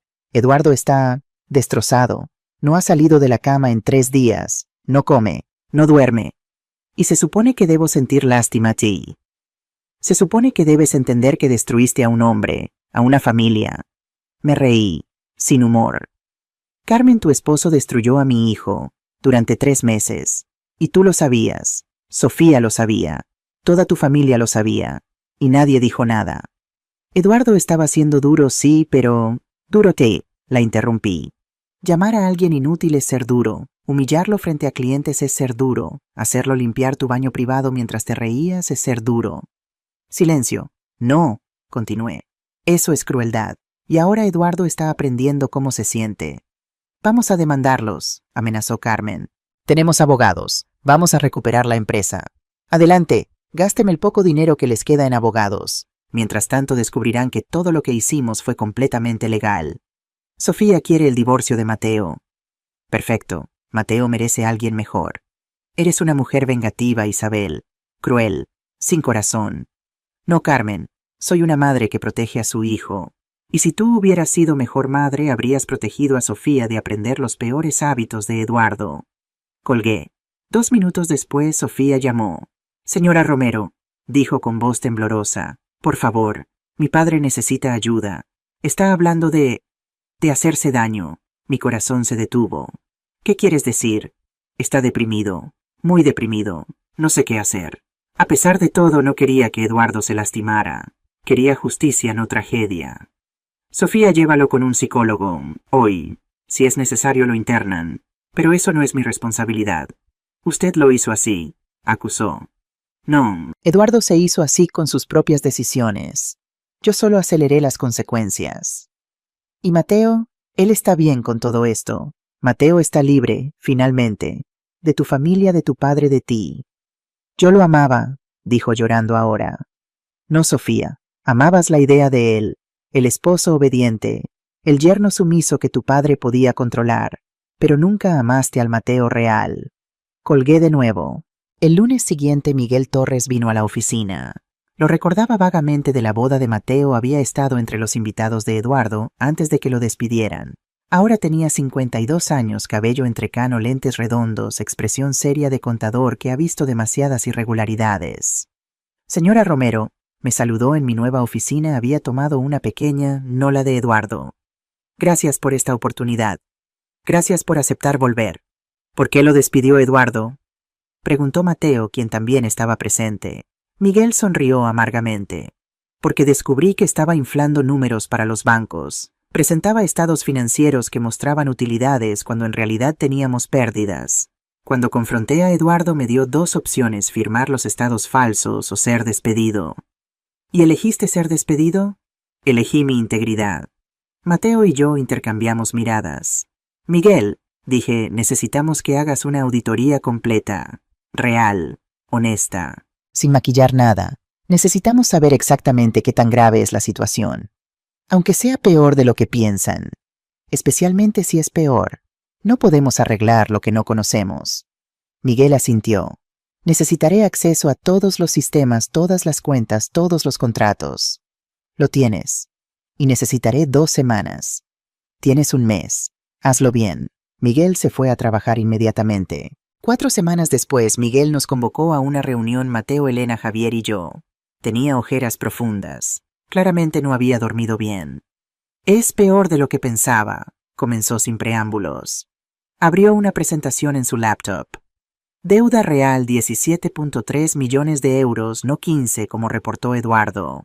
Había préstamos ocultos con prestamistas privados a tasas del 12%. Dios mío, murmuró Mateo. Contratos BMW y SEAT están listos para cancelar si no mejoramos calidad en 60 días. Eso representa 8 millones de euros en ingresos anuales. ¿Podemos mejorar la calidad?, preguntó Elena. Sí, pero necesitamos invertir en equipos nuevos. Unos 400.000 euros. ¿Qué más?, pregunté. Las plantas de Valencia y Zaragoza están perdiendo 80.000 euros mensuales cada una. Recomiendo cerrar Zaragoza y consolidar en Valencia. ¿Cuántos empleos se pierden? 35 en Zaragoza. Pero podemos reubicar a 20 en Valencia si aceptan mudarse. Mateo cerró los ojos. Odio esto. Es necesario, dijo Elena gentilmente. Si no cortamos las pérdidas, toda la empresa colapsa. Miguel continuó. Proveedores debemos 1.2 millones. Negocié planes de pago con la mayoría, pero 3 nos demandaron. ¿Podemos ganar? No deberíamos. Les debemos el dinero legítimamente. Entonces paguemos, dije. No así como Eduardo, honestamente. Eso nos deja con casi 0 efectivo, advirtió Miguel. ¿Cuánto necesitamos para operar los próximos 6 meses? Idealmente 2 millones. Miré a Mateo. Tengo 300.000 euros que guardé como reserva. Los pongo. Mamá, no es negociable. Es eso o la empresa muere. Elena levantó la mano. Puedo conseguir un préstamo bancario. Con los nuevos números limpios de Miguel con nuestra nueva gestión, creo que podemos obtener 1.5 millones a una tasa razonable. Hazlo, dijo Mateo. Pasamos las siguientes 4 horas planificando, recortando, optimizando. Era trabajo duro, doloroso a veces, pero era honesto. Al final Miguel resumió: si ejecutan este plan en 12 meses pueden estar en punto de equilibrio, en 24 meses rentables, en 36 meses prósperos. ¿Y si no lo ejecutamos? En 6 meses quiebra total. Mateo miró a todos. Hagámoslo. Todo. Acabas de presenciar el momento más satisfactorio, Isabel revelándose ante Eduardo, viéndolo colapsar al comprender que la mujer pobre de El Raval acaba de comprar su imperio. Has visto a Mateo transformarse de víctima a líder dando su primer discurso como director general ante 120 empleados escépticos. Y ahora conoces la verdad completa, la empresa está en peor estado de lo pensado. 17.3 millones en deudas. Contratos a punto de perderse. Decisiones difíciles por tomar. ¿Podrá Mateo salvar la empresa que su madre compró para salvarlo a él? ¿Qué pasará con Eduardo en su depresión? ¿Y qué papel jugará Sofía cuando se dé cuenta de que el divorcio significa perder todo? La justicia fue servida, pero la verdadera prueba apenas comienza. Marzo llegó a Barcelona con aire fresco y cielos despejados. Desde la ventana de mi pequeña oficina en Industrias Santillana, ahora rebautizada como Industrias Romero, podía ver el movimiento constante de la zona industrial de Sant Andreu. Camiones entrando y saliendo, empleados llegando a sus turnos, vida, actividad, esperanza. 6 meses atrás este lugar estaba muriendo. Ahora respiraba de nuevo. Mamá, Mateo entró a mi oficina con una carpeta sonriendo. Era la primera vez en meses que lo veía sonreír así, genuinamente. Tienes que ver esto. Abrió la carpeta sobre mi escritorio. Resultados del primer trimestre. Ingresos 6.2 millones de euros. Gastos 5.8 millones. Utilidad neta 400.000 euros. Leí los números 2 veces para asegurarme de que no estaba viendo mal. ¿Estamos en positivo? Por primera vez en 3 años, confirmó su sonrisa haciéndose más amplia. Miguel lo verificó 3 veces. Elena lo verificó otras 2. Es real. Me recosté en mi silla dejando que la información se asentara. ¿Cómo lo logramos? Mateo se sentó frente a mí, el mismo asiento donde solía sentarse cuando era niño, y venía a contarme sobre su día en la escuela. Bueno, cerrar Zaragoza nos ahorró 80.000 euros mensuales. Renegociar con proveedores nos dio mejores precios. Recuperar el contrato con BMW gracias al trabajo de Elena mejorando control de calidad nos dio estabilidad.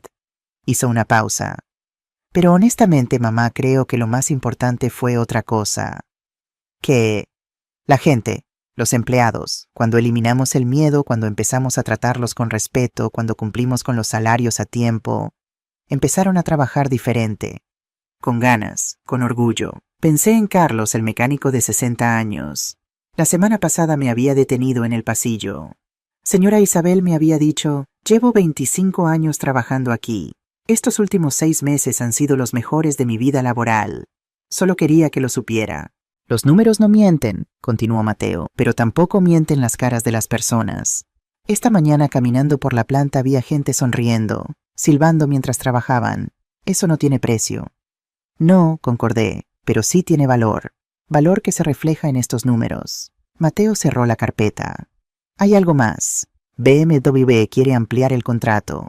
Están tan impresionados con la mejora de calidad que quieren que produzcamos componentes para su nueva línea eléctrica. ¿Cuánto representa otros 3 millones de euros anuales? Si aceptamos, necesitaríamos contratar 30 personas más. ¿Y tú qué opinas? Mateo se quedó pensativo. Hace 6 meses habría dicho que sí inmediatamente. Más ingresos, más crecimiento. Pero ahora pienso diferente. Quiero asegurarme de que podemos mantener la calidad, que no vamos a presionar tanto a nuestra gente que volvemos a los viejos hábitos. Sonreí. Mi hijo había aprendido la lección más importante del liderazgo. El crecimiento sostenible es mejor que el crecimiento rápido. Entonces tómate 2 semanas para analizar. Habla con Elena, con Miguel, con los jefes de planta. Y si todos creen que podemos hacerlo bien, adelante. Eso haré. Se puso de pie, pero antes de salir se detuvo en la puerta. Mamá, gracias. Por todo. Por creer en mí cuando nadie más lo hacía. Por arriesgar todo para darme esta oportunidad. No lo voy a desperdiciar. Nunca pensé que lo harías, hijo. Esa misma semana Mateo firmó los papeles de divorcio con Sofía. Fue un proceso sorprendentemente rápido. Sin hijos, sin propiedades compartidas, el apartamento de Example resultó ser propiedad de Industrias Santillana, es decir, ahora mío, así que Sofía tuvo que mudarse. No había mucho que dividir. Mateo vino a mi apartamento esa noche con una botella de vino tinto. ¿Celebramos o lamentamos?, pregunté cuando lo vi. Celebramos, dijo sin dudar. Celebramos mi libertad. Nos sentamos en mi pequeño balcón que daba a las calles estrechas de El Raval. Podíamos escuchar música de un bar cercano, risas de turistas, vida nocturna de Barcelona. ¿Cómo te sientes realmente?, pregunté después del primer sorbo. Mateo miró su copa pensativo. Aliviado principalmente, pero también triste, no por Sofía específicamente, sino por lo que pensé que teníamos, por la ilusión. El duelo por lo que creíamos tener es tan real como el duelo por lo que realmente perdimos. ¿Cuándo te volviste tan sabia?, me reí. Después de 58 años viviendo, hijo, se aprende. ¿Alguna vez extrañaste a papá después del divorcio, quiero decir? Era una pregunta que Mateo nunca había hecho antes. Éramos cercanos, pero había temas que simplemente no tocábamos. Al principio sí, admití. Pero no extrañaba a Ernesto. Extrañaba la idea de no estar sola, de tener un compañero. Pero con el tiempo me di cuenta de algo importante. Que es mejor estar sola que mal acompañada, y que sola y solitaria son dos cosas muy diferentes. Mateo asintió lentamente. Sofía me dijo algo antes de firmar los papeles. Dijo, mi padre tenía razón sobre ti. Eres débil. Ninguna empresa te va a contratar ahora que arruinaste tu reputación con nosotros. Sentí furia subiendo, pero Mateo levantó la mano. Déjame terminar. Le respondí, no necesito que ninguna empresa me contrate. Soy el director general de Industrias Romero. Y esta empresa trata a su gente con dignidad, algo que tu padre nunca entendió. Sonreí. ¿Qué dijo ella? Nada, solo se fue. Creo que finalmente entendió que perdió algo real. Brindamos bajo el cielo estrellado de Barcelona. Por nuevos comienzos, dije. Por nuevos comienzos, repitió Mateo. 2 semanas después, un sábado por la tarde, fui a hacer la compra al Mercadona de Gracia. Seguía viviendo en mi mismo apartamento de El Raval. Seguía conduciendo mi Renault Clio. Algunas cosas no necesitaban cambiar solo porque ahora era dueña de una empresa. Estaba en el pasillo de productos lácteos comparando precios de leche viejos. Hábitos nunca mueren cuando lo vi. Eduardo Santillana. Estaba más delgado, mucho más delgado. El traje caro había sido reemplazado por jeans y una camisa sencilla. No se había afeitado en varios días. Llevaba una canasta de compras, no un carrito con productos básicos, pan, leche, huevos. Nuestras miradas se encontraron. Vi algo en sus ojos que no había visto antes: vergüenza. Por un momento pensé en simplemente irme, evitar la confrontación. Pero algo me detuvo. Caminé hacia él. Eduardo, dije simplemente. Isabel, respondió su voz ronca como si no hubiera hablado mucho últimamente. Silencio incómodo. ¿Cómo estás?, pregunté sorprendiéndome a mí misma con la pregunta. Él rió amargamente. ¿Realmente quieres saber? No te habría preguntado si no quisiera saber. Eduardo miró su canasta de compras. Carmen me dejó. Se llevó a Sofía a Sevilla con su hermana. El apartamento de Pedralbes lo ejecutó el banco. Vivo en un estudio de 35 metros cuadrados en Hospitalet. Doy consultorías esporádicas por 1.500 euros al mes cuando tengo suerte. Se detuvo, respiró profundo. Y estoy en terapia, 2 veces por semana. Depresión clínica, dijo el psiquiatra. No sentí la satisfacción que pensé que sentiría, solo tristeza. Lo siento, dije, y para mi sorpresa lo decía en serio. Eduardo me miró confundido. ¿Sientes que tu plan funcionó perfectamente? Siento que tu familia se desintegró. No quería eso. No, entonces, ¿qué querías? Quería justicia para mi hijo. Quería que aprendieras una lección. Pero nunca quise destruir tu vida por completo.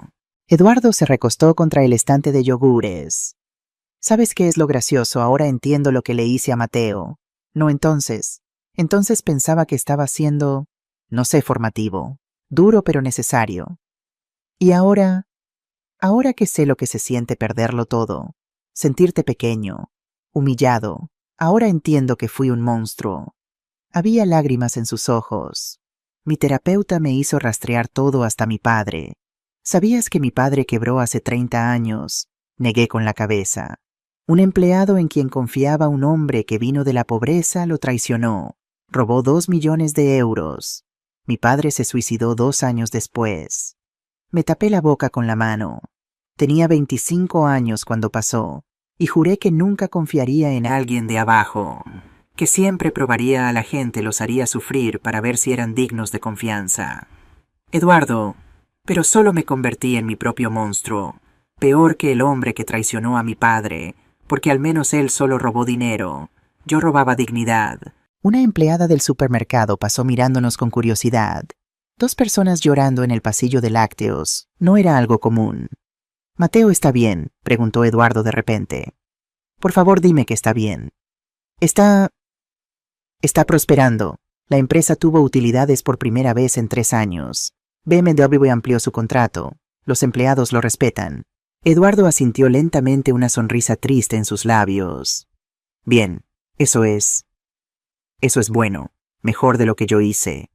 «Eduardo, ¿has comido hoy?». La pregunta lo tomó por sorpresa. No, todavía no. Miré mi reloj. Eran las 3 p.m. «Hay un café aquí cerca. Déjame comprarte un bocadillo». «No necesito tu caridad», dijo, pero sin convicción. «No es caridad. No sé lo que es. Pero vamos». Pagamos nuestras compras. Yo insistí en pagar la suya también, solo 12 euros en productos básicos, y caminamos al café de la plaza en la esquina. Pedí 2 bocadillos de jamón y 2 cafés con leche. «¿Por qué haces esto?», preguntó Eduardo cuando llegó la comida. «Porque aunque te hice responsable por tus acciones, no soy cruel. Y verte así no me da alegría». Eduardo comió en silencio por un momento. «¿Sabes qué es lo peor?», dijo finalmente. «Que merecía todo, cada consecuencia, cada pérdida. Y lo sé. El arrepentimiento genuino es el primer paso hacia el cambio». «¿Cambio?», se rió sin humor. «Tengo 55 años, Isabel. Sin empresa, sin familia, sin reputación. ¿Qué cambio es posible?». Me quedé pensando. «Todavía sabes sobre manufactura de componentes electrónicos. Es lo único que sé hacer. ¿Y si te ofreciera un trabajo?». Eduardo se atragantó con su café. «¿Qué un trabajo? En Industrias Romero. No como director, como consultor junior, ayudando a optimizar procesos. Salario 2.000 euros al mes». «¿Por qué harías eso?». «Porque creo en segundas oportunidades, pero solo para gente que genuinamente ha cambiado». Eduardo me miró por largo tiempo. «¿Mateo estaría de acuerdo? No lo sé. Tendría que preguntarle. Esta no es solo mi decisión. No lo aceptará, y no lo culpo. Déjame intentar». Esa noche invité a Mateo a cenar en mi apartamento. Le preparé su comida favorita, arroz caldoso con mariscos. Comimos en silencio cómodo, hablando de trabajo, de clientes, de planes para el próximo trimestre. Cuando terminamos, serví vino tinto. «Hijo, necesito hablar contigo sobre algo importante». Mateo levantó la vista. «Suena serio». «Lo es. Hoy me encontré con Eduardo en el supermercado». La cara de Mateo se endureció inmediatamente. Y le conté todo: la conversación, el café y finalmente mi oferta. Cuando terminé, Mateo se quedó en silencio por largo tiempo. «No», dijo finalmente, cortante, definitivo. «Mateo, no, mamá, no puedo trabajar con el hombre que me destruyó». «No estaría trabajando contigo directamente. Sería consultor junior. Reportaría a Elena». «No me importa. Su presencia, solo verlo, me recordaría todo». Me incliné hacia adelante. «¿Recuerdas lo que te dije cuando eras niño, después de que tu padre nos dejó?» «¿Qué?». «Te dije, el perdón no es para la otra persona, es para ti, para liberarte del peso del odio. Esto es diferente». «Lo es, Mateo. No te estoy pidiendo que seas su amigo. No te estoy pidiendo que olvides. Solo te estoy pidiendo que consideres si darle una oportunidad podría liberarte a ti también». Mateo se puso de pie, caminó hacia la ventana. Me hizo limpiar su baño privado, mamá, mientras clientes alemanes miraban. Me llamó inútil. Convenció a Sofía de que yo era un fracasado. Lo sé, hijo. Estuve ahí. Vi tus lágrimas. Entonces, ¿cómo puedes pedirme esto? Porque vi algo en sus ojos hoy que nunca había visto antes: arrepentimiento genuino. No estaba actuando. Estaba roto. Mateo no respondió. ¿Y por qué? Continué. Creo que la verdadera victoria no es mantenerlo caído. Es demostrar que somos mejores que él, que podemos tener poder sin abusar de él. Mateo volvió a la mesa, se sirvió más vino. Si acepto esto, dijo lentamente, tengo condiciones. Dime. Primero, periodo de prueba de 3 meses. Si no funciona, se va sin drama. Justo. Segundo, nada de tratos preferenciales. Trabaja como cualquier otro empleado. Cumple horarios. Reporta avances. Sin excepciones. De acuerdo. Tercero, una sola falta de respeto a cualquier empleado, un solo comentario humillante, y se va inmediatamente. Perfecto. Mateo respiró profundo. Y cuarto, él me tiene que pedir perdón. A mí. Directamente. Sin excusas. Sin justificaciones. Un perdón real. Voy a arreglar una reunión. 3 días después, Mateo, Eduardo y yo nos reunimos en una sala pequeña de conferencias en Industrias Romero. Eduardo llegó temprano, nervioso. Mateo llegó exactamente a tiempo, con cara de piedra. Se sentaron frente a frente. Yo me quedé de pie junto a la puerta. Mateo, comenzó Eduardo, su voz temblando. Vine a pedirte perdón. Mateo no respondió. Solo esperó. Lo que te hice fue imperdonable. Te humillé. Te traté como menos que humano. Y lo hice deliberadamente, cruelmente. Eduardo hizo una pausa, limpiándose las lágrimas. No tengo excusas. Mi propio trauma con mi padre no justifica cómo te traté. Nada justifica eso. ¿Por qué lo hiciste? Preguntó Mateo, su voz controlada pero con dolor evidente. Porque tenía miedo.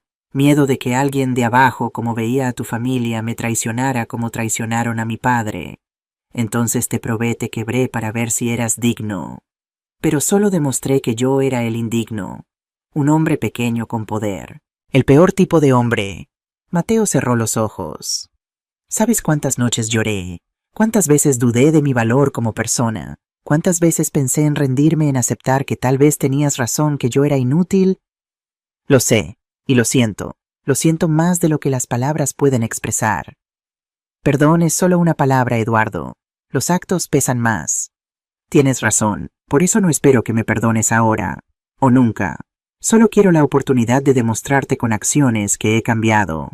Mateo abrió los ojos, miró a Eduardo directamente. Si te doy esta oportunidad y aún no he decidido, no es porque te haya perdonado. Es porque mi madre cree en segundas oportunidades. Y confío en mi madre más que en nadie en este mundo. Entiendo. Vas a trabajar duro. Vas a ser humilde. Y a la primera falta de respeto con cualquier empleado te vas. Está claro. Cristalino. Mateo miró hacia mí. Mamá, ¿estás segura de esto? No, admití honestamente. Pero creo que vale la pena intentar. Mateo suspiró. 3 meses de prueba. Empiezas el lunes. Salario 2.000 euros mensuales. Reportas a Elena Costa. Sin contacto directo conmigo a menos que sea absolutamente necesario. Eduardo asintió vigorosamente. Gracias, Mateo. Te prometo que no vas a arrepentirte. Ya lo veremos. 6 semanas después, Mateo llegó a mi apartamento un domingo con alguien. Una mujer. Mamá, dijo con una sonrisa tímida que no había visto desde antes de Sofía. Te quiero presentar a alguien. Ella es Diana Castellano. Diana tenía unos 28 años, cabello castaño en un moño despeinado, casual jeans y suéter sencillo, sonrisa cálida y genuina. Señora Romero, me saludó extendiendo su mano. Es un placer conocerla. Mateo habla constantemente de usted. Llámame Isabel, por favor. ¿Y tú a qué te dedicas, Diana? Soy arquitecta. Trabajo de forma independiente, principalmente restauraciones de edificios antiguos en el barrio gótico. Interesante. ¿Cómo se conocieron? Diana y Mateo intercambiaron miradas. En una cafetería, explicó Mateo. Hace 2 meses. Yo estaba revisando reportes financieros. Diana estaba dibujando planos. Pedimos el último croissant al mismo tiempo y decidimos compartirlo, terminó Diana riendo. Luego nos quedamos hablando 3 horas. Los invité a pasar. Preparé café y saqué magdalenas que había comprado esa mañana. Mateo me contó sobre todo, dijo Diana mientras tomábamos café. Sobre Eduardo, sobre usted comprando la empresa, sobre todo. ¿Y qué opinas? Diana miró a Mateo con ternura. Opino que Mateo tuvo suerte de tener una madre dispuesta a luchar por él, y que Eduardo fue un tonto por no ver el tesoro que tenía. Me cayó bien inmediatamente. Pasamos la tarde charlando. Diana era inteligente, graciosa, y más importante, trataba a Mateo como un igual. No había condescendencia, no había juegos, solo respeto mutuo y afecto genuino. Cuando se fueron, Mateo me abrazó en la puerta. ¿Qué piensas?, susurró. Pienso que ella es perfecta para ti. ¿De verdad? De verdad. Trátala bien. Lo haré. Aprendí de los errores. Para mi sorpresa, Eduardo no solo cumplió con las expectativas, las superó.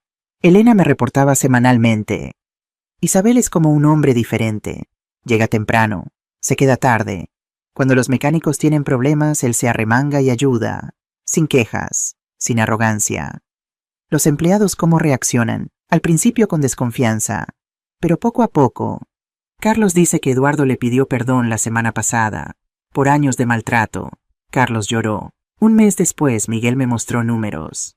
Las optimizaciones que Eduardo sugirió en la línea de producción están ahorrando 30.000 euros mensuales. El hombre sabe de manufactura. Y después de 2 meses, lo impensable, Mateo entró a mi oficina. Mamá, necesito hablar contigo sobre Eduardo. Mi corazón se hundió. ¿Qué pasó?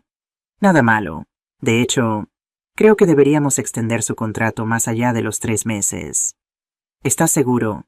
Ayer hubo un problema en la planta. Un operador nuevo cometió un error que podría haber costado 50.000 euros en producto dañado. Eduardo se dio cuenta, lo solucionó y luego pasó 2 horas enseñándole al operador cómo hacerlo bien. Y el operador me dijo, señor Romero, el señor Eduardo fue paciente, amable, me trató con respeto. El mismo Eduardo que hace un año gritaba a la gente por errores mínimos. Mateo se sentó. No lo he perdonado completamente. Quizá nunca lo haga, pero veo su esfuerzo, y creo que merece continuar. Entonces hazlo. Es tu empresa tanto como mía. Era una tarde soleada de mayo cuando todo cambió finalmente. Estaba en el jardín de la nueva casa que Mateo y Diana habían comprado en Sant Cugat, sí. Mi hijo finalmente podía permitirse una casa bonita, honestamente ganada, celebrando el bautizo de mi nieto. Alfonso Romero Castellano, 4 meses de edad, ojos enormes como los de Mateo cuando era bebé, sonrisa que derretía corazones. Diana me lo pasó. Tu abuela quiere cargarte pequeño. Lo sostuve contra mi pecho sintiendo su calor, su peso perfecto. Pequeño Alfonso, le susurré, tu abuelo, mi esposo, habría estado tan orgulloso de conocerte. Mateo se acercó, puso su brazo alrededor de mí. ¿Estás bien, mamá? Más que bien. Estoy completa. Miré alrededor del jardín. 50 personas celebrando. Empleados de Industrias Romero. Amigos. Familia elegida. Elena estaba riendo con Miguel sobre algo relacionado con números. Javier charlaba con Diana sobre arquitectura legal. Carlos el mecánico sostenía un plato con paella sonriendo. Y en la esquina, solo pero no solitario, estaba Eduardo. Lo había invitado. Después de mucho pensarlo. Y para mi sorpresa, Mateo no objetó. Ha trabajado duro, dijo Mateo cuando se lo mencioné. Y Diana dice que todos merecen pertenecer a algún lugar. Incluso Eduardo. Eduardo me vio mirándolo. Se acercó tímidamente. Isabel, gracias por invitarme. Gracias por venir. Traje algo para Alfonso. Sacó un pequeño paquete. Es una cadena de plata, muy simple. Espero que esté bien. Es perfecto. Eduardo miró hacia Mateo, que estaba platicando con Diana. Son felices, dijo simplemente. Eso es todo lo que importa. Eduardo, ¿cómo estás tú? Bien, conseguí un pequeño apartamento mejor en Gracia. Sigo en terapia. Y... Se detuvo. Y estoy saliendo con alguien. Una mujer, profesora de primaria, divorciada, con 2 hijos. Me está enseñando sobre humildad real. Sonreí. Me alegra escucharlo. Carmen y Sofía todavía no me hablan, continuó. Y no las culpo, pero estoy aprendiendo que la familia no es solo sangre. Es gente que elige estar contigo. Esa es una lección importante. Diana se acercó con Alfonso llorando. Creo que alguien tiene hambre, dijo tomando al bebé de mis brazos. Mateo la siguió, su mano en la espalda baja de ella, protector pero no posesivo. Ellos son buenos juntos, comentó Eduardo. Sí, Diana ve a Mateo por quien realmente es, no por lo que puede darle o por su apellido. Como debería ser. Nos quedamos en silencio cómodo por un momento. Isabel, dijo Eduardo finalmente, nunca podré compensarte por lo que hice, pero quiero que sepas que cambiar mi vida, tocar fondo, reconstruirme, fue la mejor cosa que me pudo pasar. ¿De verdad? Antes era rico pero miserable, poderoso pero solo. Ahora gano 2.500 euros al mes. Mateo me aumentó después de 6 meses, vivo en 50 metros cuadrados y soy más feliz que nunca. Porque ahora vives con integridad. Exacto. Cuando el sol empezaba a ponerse, Mateo pidió atención.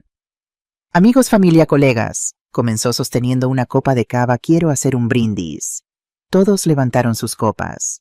Hace 2 años estaba en el punto más bajo de mi vida, humillado, roto, sin esperanza.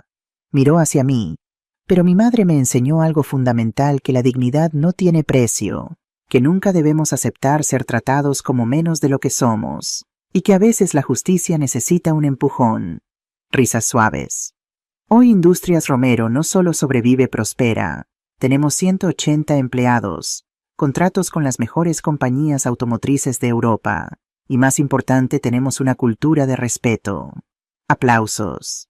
Este año fuimos certificados como mejor lugar para trabajar en Cataluña por 3er trimestre consecutivo. Eso no es por los números, es por las personas. Mateo levantó su copa más alto. Por mi madre Isabel Romero, quien arriesgó todo para salvarme. Quien me enseñó que el poder sin compasión es tiranía, pero la compasión con poder es justicia.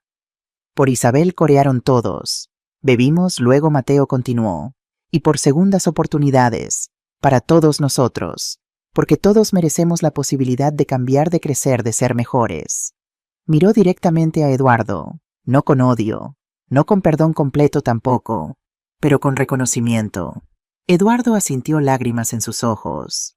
Por segundas oportunidades, repitieron todos. Ahora, 2 años después de todo esto, a veces me preguntan, Isabel, ¿volverías a hacerlo? ¿Gastarías 1.8 millones de euros de nuevo? Y siempre respondo lo mismo, sin dudarlo ni un segundo. Porque no se trataba del dinero, nunca se trató del dinero. Se trataba de enseñarle a mi hijo que su madre lucharía por él hasta el fin del mundo. Se trataba de demostrarle a Eduardo Santillana que subestimar a alguien por su origen es el error más grande que se puede cometer. Se trataba de probar que la dignidad, la tuya, la mía, la de cualquiera, es más valiosa que cualquier cuenta bancaria. Recuperé mi inversión, por cierto. Y más. Industrias Romero ahora vale 12 millones de euros. Mateo es el CEO. Yo me retiré a los 60, aunque sigo en el consejo. Uso mi tiempo para dar conferencias a mujeres mayores sobre inversiones, sobre defenderse, sobre nunca aceptar ser menospreciadas. El título de mi charla siempre es el mismo, la dignidad no tiene precio. Y al final siempre cuento esta historia. Tu historia, mi historia, nuestra historia. Porque si hay algo que quiero que recuerdes es esto. Nunca permitas que nadie te haga sentir pequeña. Nunca aceptes humillación a cambio de oportunidad. Nunca creas que tu origen determina tu destino. Y si alguien que amas está siendo destruido, no te quedes callada. Encuentra la manera de luchar. Con inteligencia, con estrategia, con justicia, no con venganza, con justicia. Hay una diferencia. Hoy, mientras escribo esto desde mi apartamento en el Raval, si nunca me mudé, me gusta mi barrio, puedo ver a través de la ventana la vida bulliciosa de Barcelona. Turistas, locales, familias, todos con sus historias.